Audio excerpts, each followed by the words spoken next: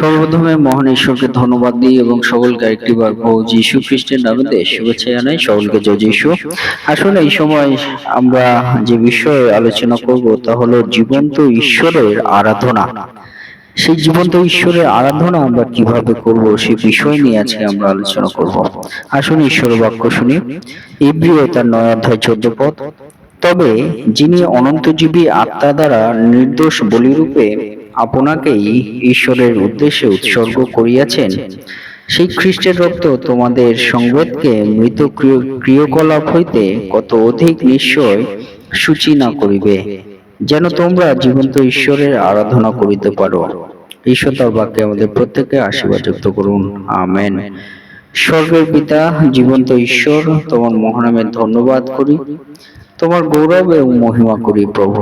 আজকে এই সুন্দর দিন দিয়েছ, আর এই দিনে প্রভু তোমার এই যে জীবন বাক্য শোনার সুযোগ করে দিয়েছো, বাক্যের মধ্যে দিয়ে তুমি আমাদের জীবনে কথা বলো, সঙ্গে থাকো।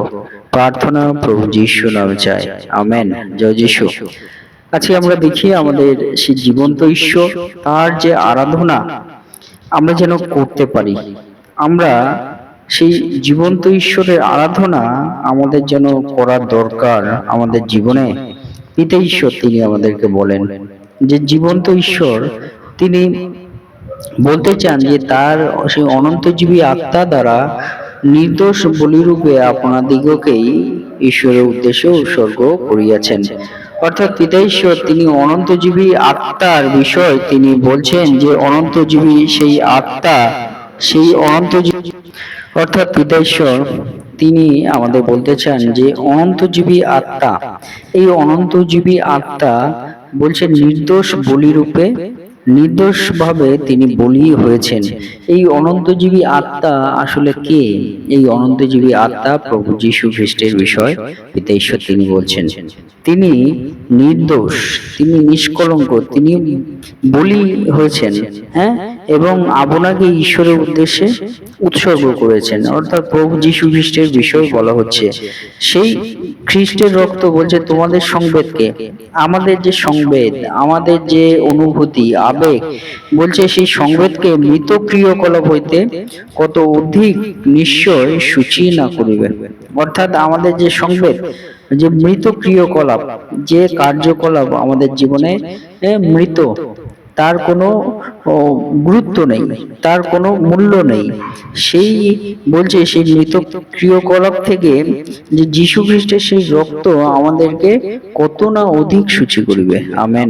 অর্থাৎ মৃত ক্রিয়াকলাপ বলতে কি, এই জগতে আমরা দেখেছি বিভিন্ন ক্রিয়াকলাপ করা হয়, সেই ক্রিয়াকলাপের মধ্য দিয়ে আমরা কি সূচি হতে পারবো, আমরা কি ধৌত হতে পারবো? পিতা ঈশ্বর সে বিষয় বলছেন। কিন্তু বলছে যে যীশু খ্রিস্টের সেই রক্ত দ্বারা কিন্তু আমরা সূচি হই, আমরা ধৌত হই, আমরা পবিত্র হই। পিতা ঈশ্বর তিনি কিন্তু সে বিষয়ে আমাদের বলতে চান। তাই বলছে যেন আমরা সেই যীশু খ্রিস্টের রক্ত দ্বারা আমরা সূচি হব। আর যে যীশু খ্রিস্টের রক্ত আমাদেরকে সূচি করে, কেন আমাদেরকে সূচি করে? তার কারণ হলো যেন আমরা জীবন্ত ঈশ্বরের আরাধনা করতে পারি, তার উপাসনা করতে পারি। আজকে আপনি যে উপাসনা সভায় উপস্থিত আছেন, আজকে আপনি যে প্রার্থনা সভায় যুক্ত হন, সেই প্রার্থনা সভায় যুক্ত হওয়ার কারণেই হলো আপনি পিতা ঈশ্বরের সঙ্গে প্রার্থনা করছেন, এবং প্রার্থনা করার সেই যোগ্যতা আপনি কোথা দিয়ে পেয়েছেন? তাহলে যীশু খ্রিস্টের রক্ত, খ্রিস্টের রক্ত, যীশুর রক্ত। এই যীশুর রক্ত আপনাকে সূচি করে, তখন গিয়ে আপনি পিতা ঈশ্বরের আরাধনা করার জন্য, জীবন্ত ঈশ্বরের আরাধনা করার জন্য আপনি প্রস্তুত হন। হালেলুয়া। সেই প্রস্তুত হওয়ার জন্য আমাদের যীশু খ্রিস্টের রক্ত আমাদের জীবনে প্রয়োজন আছে। যীশু খ্রিস্টের রক্তই আমাদের জীবনকে স্বচ্ছ করে, যীশু খ্রিস্টের রক্তই আমাদেরকে ধৌত করে, যীশু খ্রিস্টের রক্তই আমাদেরকে পবিত্র করে, সূচি করে। হালেলুয়া। আর সেই রক্ত যখন আমাদের জীবনে আমরা ধৌত হতে পারি, তখন আমরা জীবন্ত ঈশ্বরের, সত্যিকারের জীবন্ত ঈশ্বরের আমরা আরাধনা করার জন্য প্রস্তুত হওয়ার আমরা সুযোগ পাই। হালেলুয়া। সেইটা কিন্তু একমাত্র প্রভু যীশু খ্রিস্টের দ্বারাই সম্ভব হয়। তাই আমাদেরকে সেই জীবন্ত ঈশ্বর আরাধনা আমরা যে করি, সেই জীবন্ত ঈশ্বর আসলে তিনি সত্য ঈশ্বর। হালেলুয়া। সত্য ঈশ্বর। যে সত্য ঈশ্বর কে আমরা আরাধনা করতে চাই, সেই সত্য ঈশ্বর হলেন কিন্তু এই জীবন্ত ঈশ্বর। যে রোমিও 10 অধ্যায় 10 পদে পিতা ঈশ্বর বলেন, কিন্তু সদাপ্রভু সত্য ঈশ্বর, তিনি জীবন্ত ঈশ্বর ও অনন্তকাল স্থায়ী রাজা। তাহার ক্রোধে পৃথিবী কম্পিত হয় এবং তাহার কোপ জাতিগণ সহিতে পারে না। আমেন।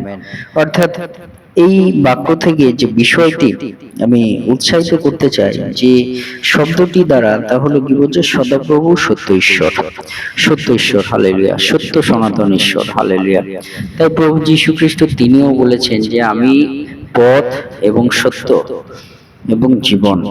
কিন্তু প্রভু যীশুর এই বাক্যের মধ্য দিয়ে ওই বিষয়টি, ওই শব্দটি আমি উচ্চারণ করতে চাই, যে শব্দটি এই বাক্যের সঙ্গে যুক্ত হয়, সংযুক্ত হয়, বুঝতে সাহায্য করে। তাহলে প্রভু যীশু বলছে আমি সত্য, হালেলুয়া। প্রভু যীশু বলছে আমি সত্য, আর পিতা ঈশ্বর তিনি বলেন যে সদাপ্রভু সত্য ঈশ্বর, হালেলুয়া। তাই আমরা কিন্তু প্রভু যীশুর সেই সত্য শব্দের মধ্য দিয়ে আমরা খুঁজে পাই যে আমরা কিন্তু জীবন্ত ঈশ্বরের কাছাকাছি আমরা এসেছি, জীবন্ত ঈশ্বরের চরণতলে আমরা এসেছি এবং জীবন্ত ঈশ্বরের নিকটবর্তী আমরা হয়েছি তার আরাধনা করার জন্য, হালেলুয়া।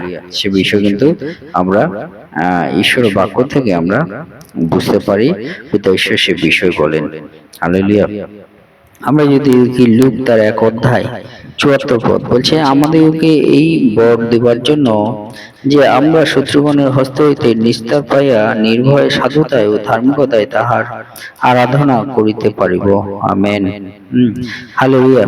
পিতা ঈশ্বর তিনি আমাদেরকে এই বাক্যে বলেন যে আমাদেরকে কিন্তু শত্রুগণের হস্ত হইতে আমাদেরকে নিস্তার আমরা কিন্তু পাওয়ার সুযোগ পেয়েছি। পিতা ঈশ্বর তিনি আমাদের বলেন, এবং আমরা নির্ভয়ে সাধুতা এবং ধার্মিকতায় তাহার আরাধনা, সত্য ঈশ্বরের আরাধনা করার সুযোগ আমরা পাবো, হালেলুয়া। যারা চিন্তা করছেন যে পিতা ঈশ্বর সেই সত্য ঈশ্বর, জীবন্ত ঈশ্বরের আরাধনা করার, পিতা ঈশ্বর তিনি আপনাকে, আমাকে, আমাদের প্রত্যেককে বলেন যে তিনি নির্ভয়ে সাধুতা এবং ধার্মিকতায় তার আরাধনা করার সুযোগ তিনি আমাদের দেবেন।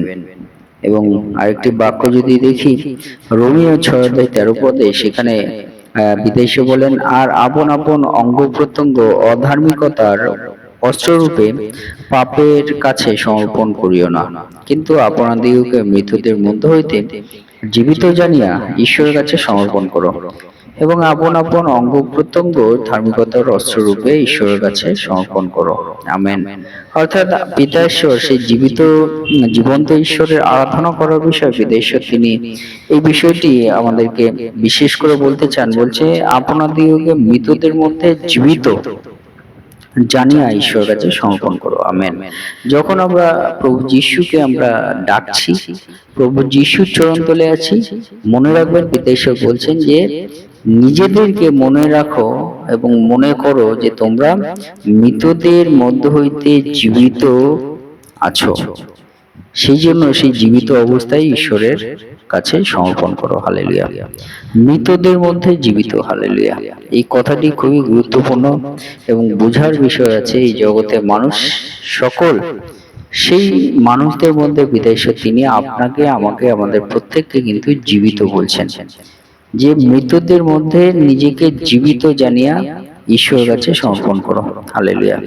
অর্থাৎ পিতা ঈশ্বরকে যারা জেনেছেন, পিতা ঈশ্বর সকলকে বলছেন জীবিত সন্তান, তারা জীবিত হয়েছে, হালেলুয়া।